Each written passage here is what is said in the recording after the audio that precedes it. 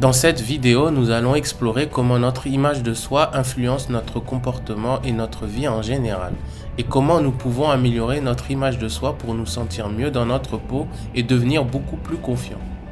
Je vais vous proposer une théorie créée par l'auteur Maxwell Maltz, chirurgien esthétique de métier qui, dans son livre Psycho-Cybernétique, donne un moyen mémotechnique simple grâce à 7 grands principes à acquérir et à mettre en pratique, s'appelant Success Type Personality, afin de pouvoir créer une image mentale de succès. Chacun d'entre nous porte en lui un schéma mental qui peut être vague et peu clair dans notre esprit. L'image de soi est notre propre perception de la personne que nous sommes. Elle provient de notre propre croyance sur nous-mêmes et se forme à partir de nos expériences passées, de nos échecs, de nos succès, de nos humiliations, de nos triomphes et de la manière dont les autres ont réagi à notre égard, en particulier dans la petite enfance. À partir de tous ces facteurs, nous construisons mentalement une image et une fois qu'une idée ou une croyance entre dans cette image, elle devient vraie dans la mesure où nous sommes personnellement concernés. Toutes nos actions, nos sentiments, notre comportement et nos capacités seront en harmonie avec l'image que nous avons créée. Ainsi, une personne qui se considère comme un raté trouvera inconsciemment un moyen d'échouer en dépit de toutes ses bonnes intentions ou de sa volonté. L'image de soi représente une base, un fondement sur lequel toute notre personnalité, notre comportement et même les circonstances sont construits. Il n'est jamais trop tard pour changer une mauvaise image de soi. Avertissement. Avoir une bonne image de soi ne signifie pas devenir une personne arrogante ou égoïste. Les 7 grands principes forment le mot success. S pour sense of direction. Se fixer constamment des objectifs à atteindre que l'on trouve utile de travailler ou fournir des efforts pour. Une fois ces objectifs atteints, en fixer des nouveaux pour toujours aller de l'avant, pour avancer, progresser, évoluer. Exemple. L'exemple du retraité est très parlant car malheureusement, dans beaucoup de cas, une personne ayant travaillé toute sa vie et prenant sa retraite sans avoir préparé la suite de sa vie, une fois à la retraite, cette personne se retrouve sans plus aucun objectif ou quelque chose à attendre ou espérer. Et donc celle-ci soit meurt intérieurement ou meurt tout simplement physiquement après son départ à la retraite. En plus de se fixer des objectifs personnels, avoir des projets ou des causes qui impliquent d'autres personnes ou entités donne du sens à sa vie. U pour understanding.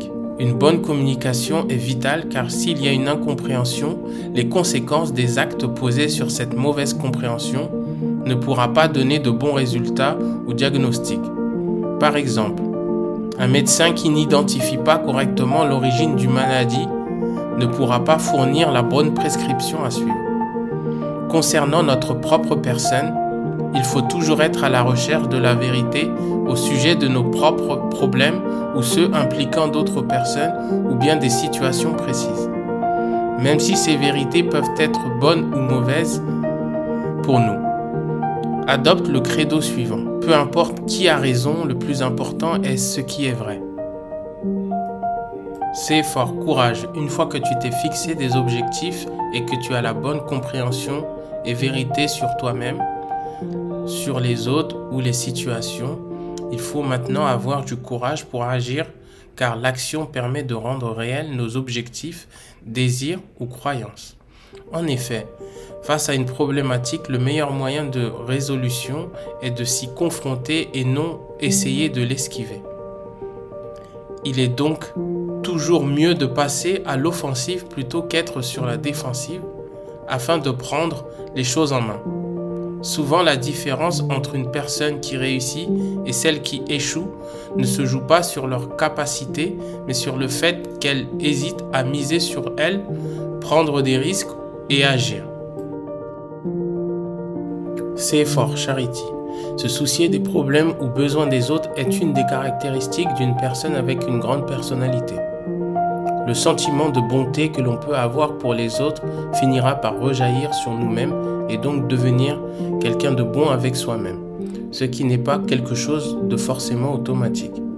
L'un des meilleurs moyens de surmonter le sentiment de culpabilité est d'arrêter de condamner, juger, blâmer, détester les autres pour leurs erreurs. Cela permettra de développer une meilleure image de soi-même. E for Esteem. N'avoir aucune estime pour soi est l'une des choses la plus difficile à surmonter. Car ces personnes ont tendance à porter une image d'eux-mêmes comme étant une personne défaitiste, une personne sans valeur, faisant l'objet de pitié ou d'injustice. Le plus grand secret pour avoir une bonne estime de soi est de commencer par plus apprécier les autres, montrer du respect à n'importe quel être humain, car nous sommes tous issus de la même création, Dieu ou l'univers, peu importe selon tes croyances. Et donc nous avons tous, en tant qu'être humain, une valeur.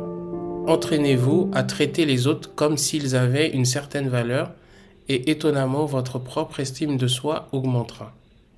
S for Self-Confidence. La confiance en soi se construit par le cumul de bonnes expériences vécues à travers des accomplissements même minimes qui, isolés, semblent insignifiants, mais additionnés à plein d'autres mini-succès ou réussites permettent de gagner en confiance. Donc, il faut engranger plein de petites victoires au quotidien. Il est également important de se remémorer des succès passés et oublier nos échecs passés, car sinon nous les imprimons émotionnellement dans notre esprit et nous nous confondons de honte et de remords, ce qui peut faire disparaître notre confiance en soi. Apprendre de nouvelles choses ou compétences ainsi que la mise en pratique permet également, grâce au progrès et évolution constatée dans le temps, aide à gagner en confiance. S for Self-Acceptance. Savoir s'accepter soi-même, c'est-à-dire la personne que nous sommes avec nos qualités, nos manquements ou choses à corriger sur notre propre personne.